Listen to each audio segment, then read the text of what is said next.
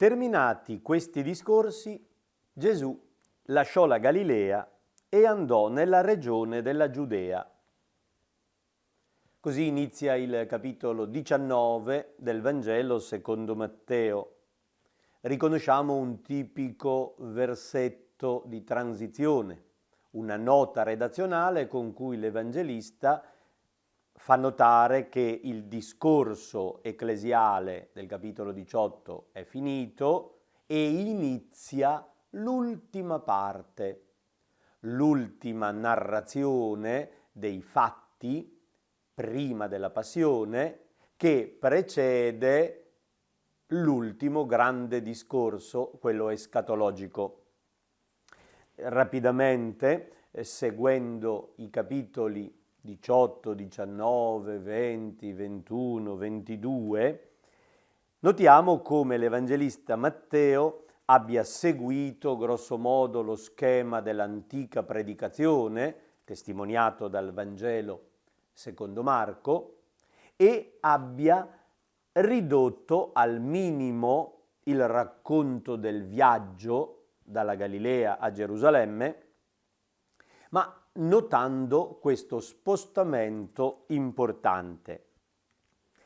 L'arrivo a Gerusalemme crea una particolare tensione. All'inizio del capitolo 21 Matteo racconta, secondo il modello tradizionale, l'ingresso messianico di Gesù in Gerusalemme. Le folle accorrono e lo riconoscono come Messia, lo acclamano come l'erede di Davide, sperano che lui sia il restauratore della monarchia. Pongono in lui una fiducia terrena, una speranza di autonomia politica, amministrativa, di una rivincita contro i romani, invasori e oppressori. Gesù arriva con un gesto simbolico, intenzionalmente manda a cercare un asinello e arriva in groppa a questo semplice animale di campagna. Tutt'altra figura rispetto al generale, al condottiero militare che arriva sul cavallo bianco da trionfatore. Arriva come un contadino, come una persona semplice, arriva imitando un detto del profeta. E Matteo, che è particolarmente attento alle tradizioni bibliche dell'Antico Testamento, lo esplicita con chiarezza. Questo avvenne, scrive, perché si compisse ciò che era stato detto per mezzo del profeta. Non dice che è Zaccaria, ma noi lo sappiamo, e riporta alla lettera il testo di Zaccaria 9,9. Dite alla figlia di Sion, ecco, a te viene il tuo re, mite, seduto su un'asina e su un puledro, figlio di una bestia da soma. È il tuo re ed è mite. È un aggettivo che piace particolarmente a Matteo. Lo adopera nella beatitudine, beati i miti, perché erediteranno la terra. Lo adopera per qualificare Gesù quando dice imparate da me che sono mite e umile di cuore. Ora, attraverso la frase di Zaccaria, ripropone il re messianico come persona mite, non combattiva, non violenta, non arriva come un generale militare, non è il re che il popolo si aspetta, non è il capo rivoluzionario, non è colui che organizza la ribellione contro Roma, è il re mite, mansueto, seduto su un asino. Il re sull'asino è un programma, una immagine che deve colpire e comunicare uno stile nuovo. Gesù quindi in qualche modo accetta il riconoscimento messianico delle folle, perché egli è effettivamente il Messia. Ma con quel gesto provocatorio dell'asinello contesta una mentalità di potere, di forza, di guerra e di violenza. In fondo il suo arrivo a Gerusalemme contesta la situazione e l'acclamazione di quel momento iniziale lascia presto lo spazio ad uno scontro. Nei giorni seguenti, narra l'Evangelista, Gesù si trova nel Tempio a discutere con i maestri, le autorità religiose di Israele, e nel portico di Salomone, un lungo porticato che costeggiava tutto il lato orientale della spianata del Tempio, dove si riunivano le varie scuole coi maestri e i discepoli di vari gruppi, Gesù si intrattiene a discutere di teologia, di diritto canonico con queste autorità.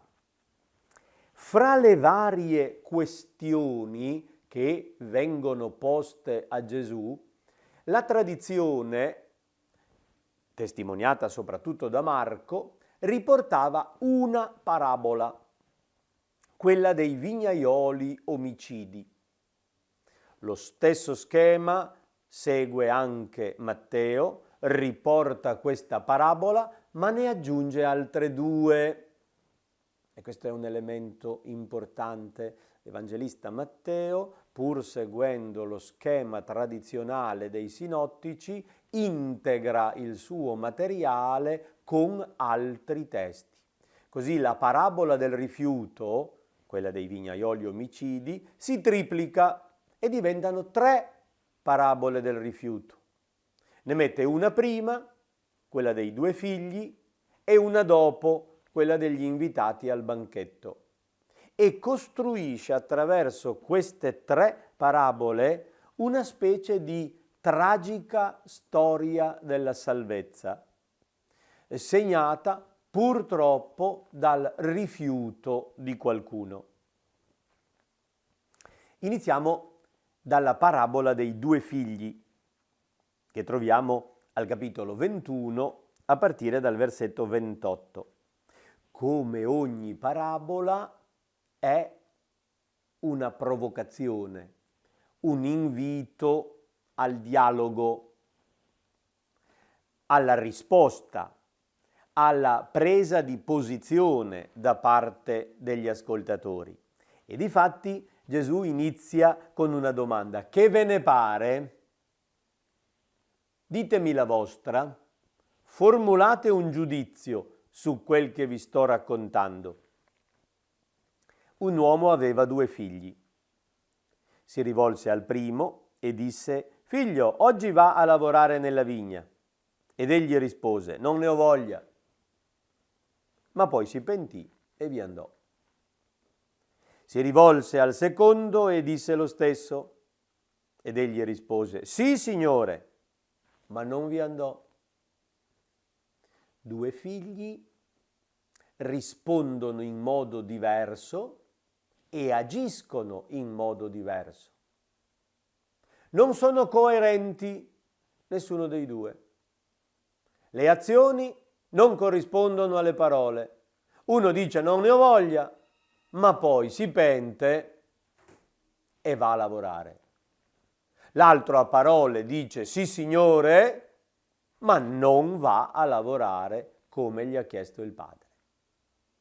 Questa è una piccola scena di vita familiare, un'esperienza abbastanza comune. È chiaro che Gesù l'ha caricata di una valenza teologica importante e chiede a queste autorità: chi dei 2 ha compiuto la volontà del Padre? In mezzo a questa differenza, dove sta la realizzazione del progetto? E gli rispondono il primo. Quello che anche se a parole aveva rifiutato, di fatto poi ha lavorato come il Padre gli aveva chiesto. E Gesù disse loro: in verità io vi dico, i pubblicani e le prostitute vi passano avanti nel regno di Dio. È una parola dura che è rimasta impressa in molti ascoltatori del Vangelo. I pubblicani e le prostitute vi passano avanti nel regno dei cieli. Ma a chi lo dice? Lo dice a delle autorità di Israele, a persone che non hanno accolto la predicazione di Gesù. Anzi, nel seguito precisa che la predicazione non accolta è quella di Giovanni Battista, prima di Gesù. Giovanni venne a voi sulla via della giustizia e non gli avete creduto, voi autorità di Gerusalemme.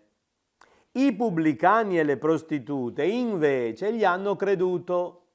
Loro hanno cambiato, non sono rimasti pubblicani né prostitute. Hanno cambiato, hanno capito che stavano sbagliando e ascoltando il profeta Giovanni hanno cambiato vita. Voi, al contrario, avete visto queste cose, ma poi non vi siete nemmeno pentiti per credergli. A voi quella parola non è servita a niente. Avete detto di sì, ma non avete fatto.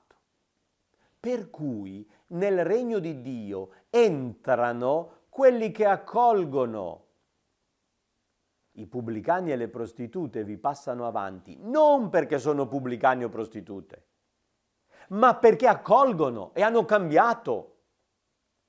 Mentre ci può essere qualcuno che rimane indifferente e dà l'impressione di avere accolto tutto il messaggio, ma nella sua vita non cambia niente. Il rifiuto tiene fuori.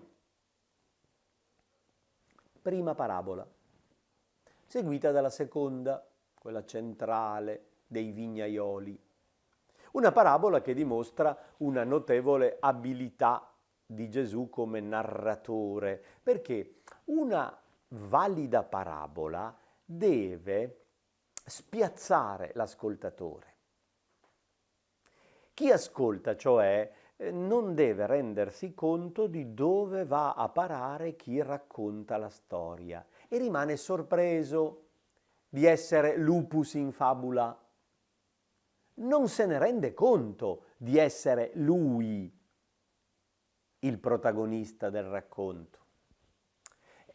Dipende dall'abilità del narratore far sì che chi ascolta non ci si ritrovi da subito, perché se capisce troppo presto che si riferisce a sé, si difende, si nasconde e la parabola non funziona. Dunque, Gesù racconta una storia di operai ribelli, contadini che avevano in affitto una vigna e non volevano pagare l'affitto, diremmo noi oggi. Avevano un contratto da mezzadri, grosso modo, e dovevano versare una certa quantità di prodotto al padrone. Gesù racconta la parabola alle autorità di Gerusalemme, aristocrazia sacerdotale, fatta da latifondisti, ricchi proprietari terrieri. Loro avevano molte vigne in Galilea e loro avevano dei problemi con contadini talvolta ribelli. Gesù racconta di un signore che pianta una vigna, la dota di tutte le attrezzature necessarie, la dà in affitto a dei contadini e parte, perché abita altrove. Quando è il momento di ritirare il raccolto, manda i suoi amministratori, i contadini si ribellano, non vogliono pagare. Gli altri amministratori inviati vengono picchiati, bastonati, addirittura uccisi. Quell'uomo manda il proprio figlio, rischiando seriamente. Pensa che avranno rispetto del figlio. No, quei contadini uccidono il figlio e lo buttano fuori della vigna. La parabola termina con una domanda. Gesù chiede a quelle autorità, ricchi proprietari terrieri, quando verrà il padrone della vigna, che cosa farà a quei contadini?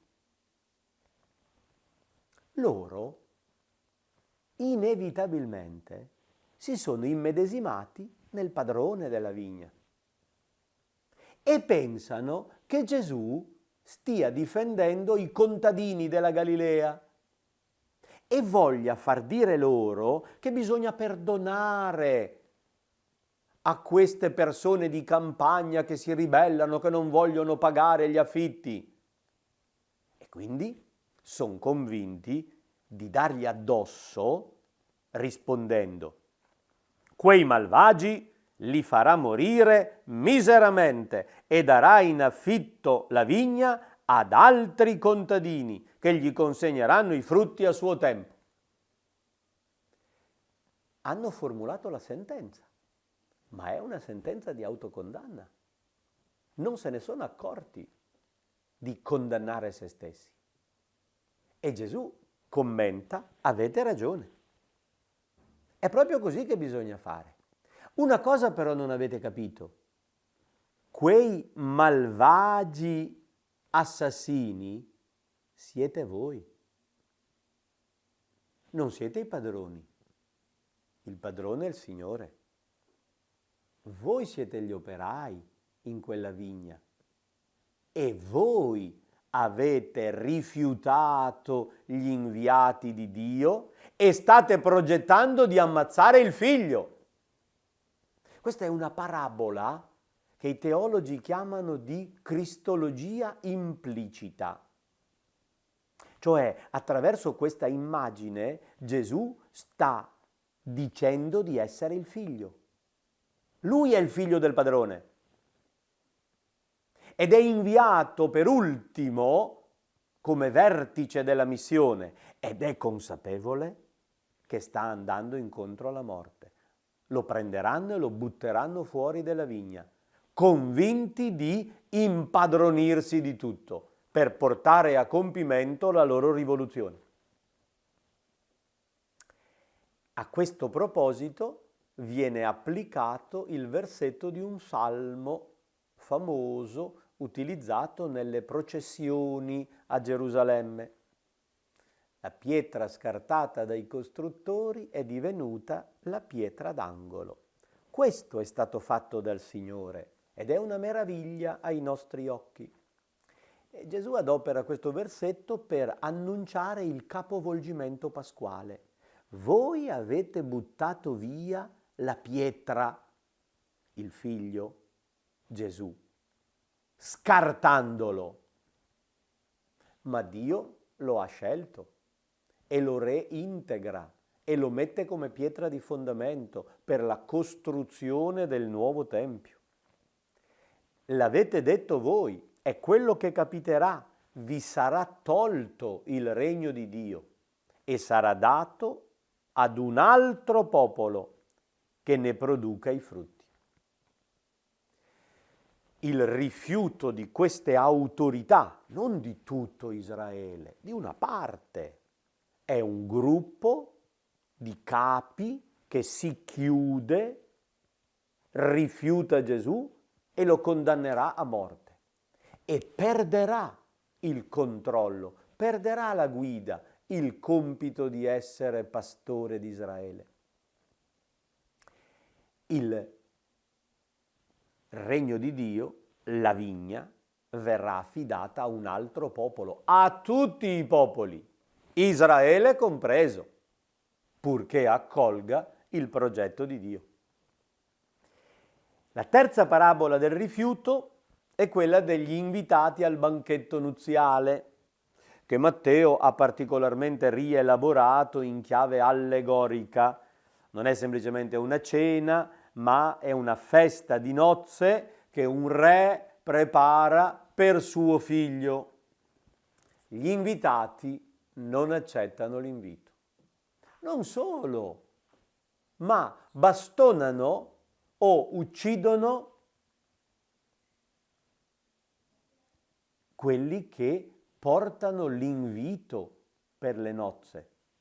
Bastonano e uccidono i postini che consegnano la partecipazione di nozze, è un'esagerazione. Sono i messaggeri del banchetto che è pronto, che vengono rifiutati e uccisi. Possiamo riconoscere in questa terza parabola quello che capiterà agli apostoli. Nelle tre parabole Matteo ha in qualche modo schematizzato la storia della salvezza in tre fasi. Prima di Gesù, Giovanni Battista e tutti gli altri profeti sono stati rifiutati. Gesù come figlio è stato buttato fuori dalla vigna. Quelli che porteranno dopo Gesù l'annuncio del banchetto dicendo tutto è pronto, venite alla festa, verranno rifiutati e a loro volta anche uccisi ed eliminati. È una situazione che si ripete, si è ripetuta nel passato, ha avuto il vertice in Gesù, purtroppo si ripeterà anche in futuro. E un particolare importante aggiunge ancora nel finale. I primi invitati non accettano l'invito. Entrano tutti gli altri, buoni e cattivi. Matteo sa bene che nella Chiesa non ci sono solo i buoni. La Chiesa purtroppo comprende al proprio interno anche delle persone non convinte che si comportano male. Questo atteggiamento è raffigurato da colui che non aveva l'abito nuziale. Allegoricamente indica una vita coerente. Il re scende al banchetto e vede quello che non ha l'abito nuziale e gli dice: amico, non è philos, è un altro termine greco che ha un tono abbastanza duro. Ehi tu amico, non è un segno di affetto, ma chi ti credi di essere? Cosa sei venuto a fare? Come hai osato entrare qui senza l'abito nuziale? Quello ammutolisce, non ha niente da dire. Il messaggio è che non basta entrare nella chiesa per essere sicuri di essere salvi. Dalla sala del banchetto si può essere buttati fuori. Se non c'è coerenza di vita, se non c'è una esistenza piena delle opere evangeliche, il fatto di essere entrati non è garanzia sufficiente. Legategli mani e piedi, gettatelo fuori nelle tenebre, là sarà pianto e stridore di denti, perché molti sono chiamati. Chiamata è la moltitudine, ma gli eletti, quelli che accettano veramente, purtroppo sono pochi. Il rischio del rifiuto continua nella Chiesa ed è un problema serio che la comunità di Matteo stava vivendo.